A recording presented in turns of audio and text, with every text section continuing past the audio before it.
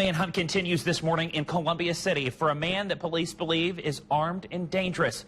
This all started at around 4:30 yesterday afternoon.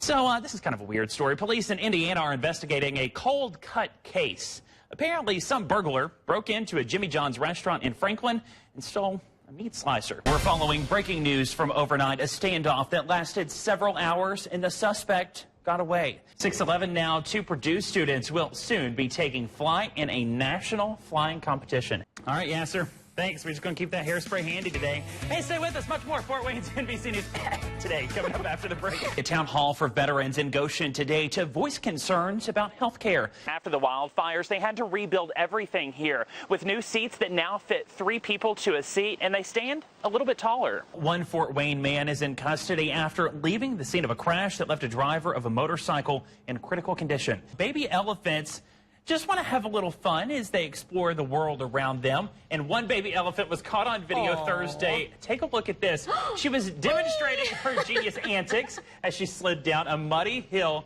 The funny video was caught by her keeper from the Asian Elephant Breeding and Rescue Center. It happened in southwest China. It showed the 2-year-old elephant stretching out her front legs, laying down on her belly, and just giving it a good old slide down the muddy slope. This is a tourist town. This area relies on tourism and us to come here and spend money. So that's why this morning we're breaking down some misconceptions people all across the country and in Northeast Indiana have about this area. Oh my God, it's so hot. November 28th, 2016, a day people that were in Gatlinburg, Tennessee will never forget. Many in Indiana sat and watched in disbelief that a place thousands of Hoosiers visit each year was on fire. 14 fires burning around the popular tourist destination. But now, 7 months later, officials in Gatlinburg are working to get you to come back. Indiana is one of our primary markets. We have a huge visitation from Indiana to this market. Right now, it's the 5th largest visitation to Gatlinburg.com, our primary website. Even running this ad in parts of Indiana.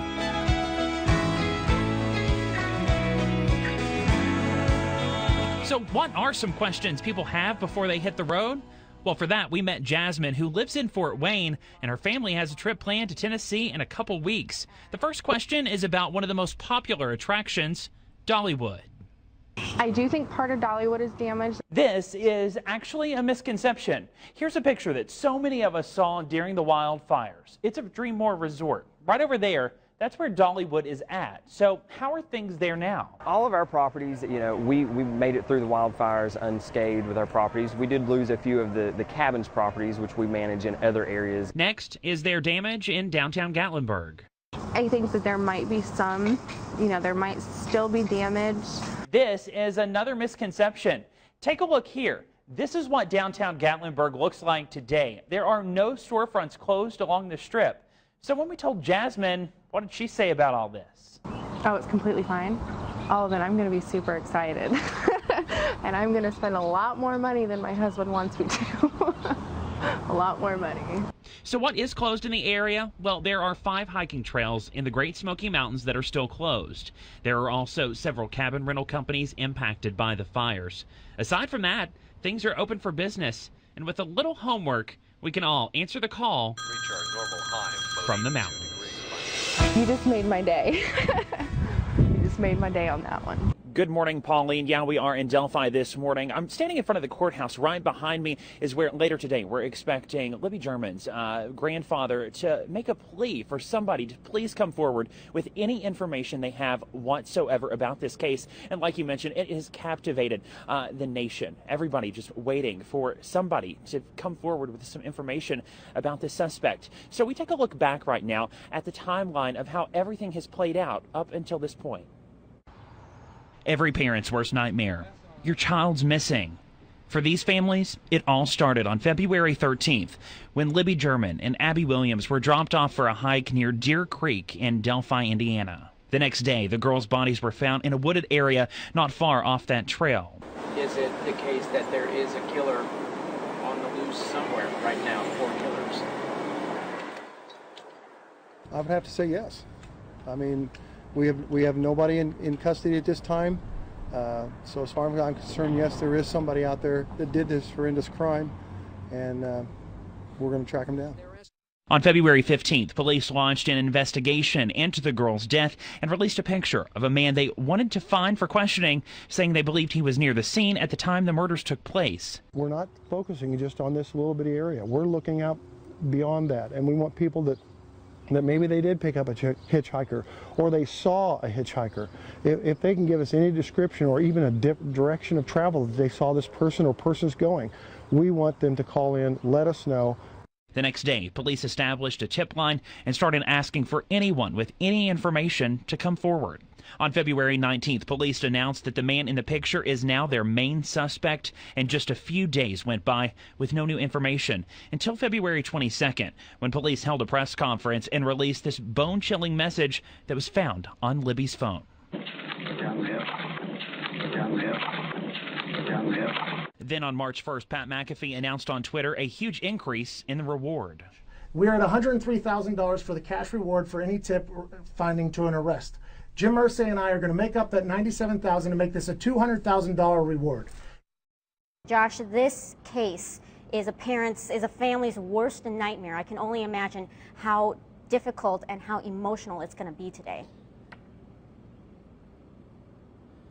You know, Pauline, I can't imagine at all. I was actually just down the road at a local bakery here getting a cup of coffee, and the lady talking to me about how hard this case has been on the town here, how everybody's hearts are just breaking for this family. So definitely we can expect that this plea today from the grandfather is going to be a very emotional one, and we've got you covered right here on Fort Wayne's NBC. We'll be carrying that press conference live as it happens on air and on our website, fortwaynesnbc.com. Updates on the evening shows as well, 5, 6, and 11. We'll have details for you. Well, we all know someone who has gone through a rough patch in their life. Yeah, sometimes it can be hard to get back on your feet and out of a jam, and that's where this nonprofit steps in. I'm supposed to step out on faith and make something happen to help these women. Fruit, sugar, thickening agent, all required ingredients to making good jam. But in this case, what the jam does for the people is so much more than just giving life to a bland biscuit. That jam is putting life into the people. Out of a Jam is a nonprofit organization that helps empower women to overcome life challenges by equipping them with the skills they need to succeed in an 8-week culinary course. The other thing we learned today... Paula Kaufman is the founder of Out of a Jam. When the housing market crashed, so did her and her husband's business. She knew she had to do something to help other women get back on their feet. You know, I prayed, make my job easier, and I'll do something, and I'll throw some money at an organization that'll help these women. And first I broke my foot. And I continued to pray, make my job easier, and I'll make some money doing something, and I'll throw it at an organization that'll help these women. And I tore my rotator cuff. And then I went, maybe I'm the one that's supposed to do something. And just like that, Out of a Jam was born. I love everything in the kitchen. When I'm happy, I go to the kitchen. When I'm sad, I go to the kitchen. When I'm mad, I go to the kitchen. When I'm bored, I go to the kitchen. So it was a natural for me to try to come up with a program that would be involving the kitchen. The first group of students to make their way through the Out of a Jam program were in real need for a sweet new start. They ranged from alcoholism to, I had a deaf student who's just learning to hear, and she had cochlear implants done. So she's hearing her voice for the first time. I had a refugee who 6 months prior to starting this class didn't speak a word of English. And that brings us here to North Highlands Church of Christ, where the second class of students are now in the Out of a Jam program. They're from the Crossing School, which is an alternative school designed to help empower struggling students. Meet Jade, who now goes to the Crossing and, like many students, had a difficult time in school. When I was in middle school, I was bullied. But for Jade, the past is the past. Today, she's focused on making jam. So for those of us wondering, what does go into making a jar of jam? It's actually easier than I expected because I figured like it would be like this 2 to 3 day process and stuff, but it's really simple. Like you just stick it in a pot and you boil it. And you jar it, and then you stick the jars in a pot so they'll seal and be ready for shipment.